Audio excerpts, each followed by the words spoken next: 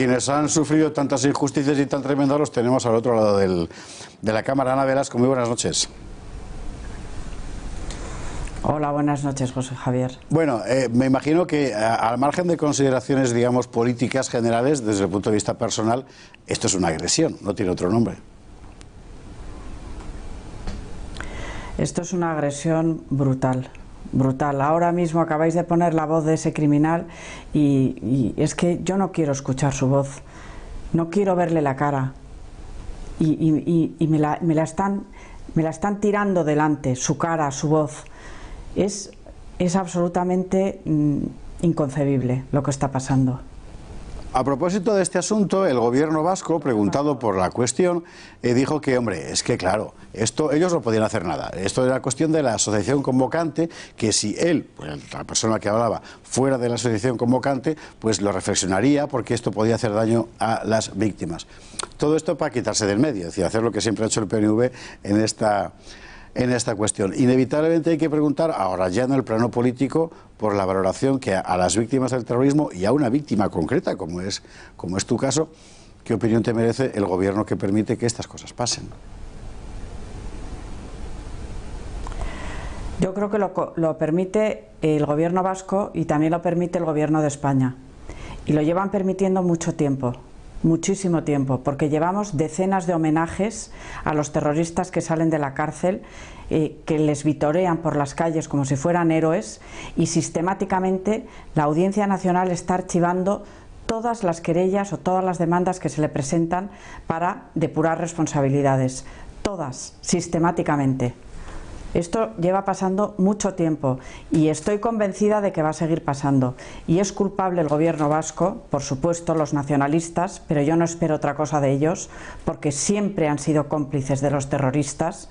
De hecho, por eso ha pervivido tanto tiempo el terrorismo de ETA, pero es culpable también el gobierno y las instituciones de la nación. Y es culpable la justicia, que no actúa, porque el Código Penal tiene artículos específicos en los que se contempla el enaltecimiento del terrorismo y la humillación a las víctimas, y no se aplican. Y esto es dolorosísimo. Y no solo para las víctimas, sino para todos los españoles. Carlos Urquijo, exdelegado del gobierno en el País Vasco, a propósito de toda esta polémica, él estaba el otro día manifestándose, si no me equivoco, contra esta charla del etarra en la Universidad del País Vasco, ha dicho abiertamente algo que muchos pensamos, pero que poca gente se ha atrevido a decir, y más allí, que es que esto demuestra la cobardía de la sociedad vasca. Bueno, yo no generalizaría tanto porque la sociedad vasca hay de todo, hay de todo. Aparte, la sociedad vasca está amedrentada y no son del todo conscientes de los sometidos que están por el separatismo y por la radicalidad de ese separatismo que les lleva coaccionando desde hace, que les lleva, bueno, yo también, a mí me han echado de allí, pero casi más de 50 años coaccionándoles. Pues claro, tienen miedo, pero realmente quien tiene que dar la cara no es el ciudadano de a pie, quien tiene que dar la cara son las instituciones que nos representan y no lo hacen. Los vascos efectivamente han demostrado perdóname. Muchas veces cobardía, han demostrado cobardía y lo que es peor, complicidad.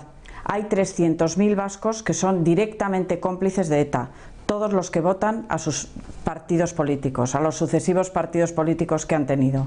A este respecto de la cuestión institucional, lo que parece claramente que se ha impuesto ya es el, entre comillas, relato, es decir, la versión más proclive posible al mundo de ETA a la hora de explicar hoy qué es lo que pasó no hace mucho tiempo, ayer por la tarde, en fin, es la versión que se va imponiendo un poco en todas partes. Bueno, yo creo que hay que distinguir entre la versión que se está imponiendo en el País Vasco y la que existe en el resto de España.